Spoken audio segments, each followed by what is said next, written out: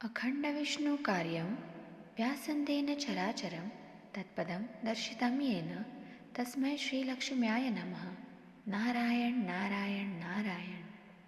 अखण्डविष्णुकार्यं व्यासन्तेन चराचरं तत्पदं दर्शितं येन तस्मै श्रीलक्ष्म्याय नमः। नारायण नारायण नारायण। अखण्डविष्णुकार्यं व्यासन्तेन चराचरं तत्पदं दर्शितं येन तस्मै श्रीलक्ष्म्याय नमः। नारायण नारायण नारायण। अखण्डविष्णुकार्यं व्यासन्तेन चराचरं तत्पदं दर्शितं येन तस्मै श्रीलक्ष्म्याय नमः। नारायण नारायण नारायण। अखण्डविष्णुकार्यं व्यासन्तेन चराचरं तत्पदं दर्शितं येन तस्मै श्रीलक्ष्म्याय नमः।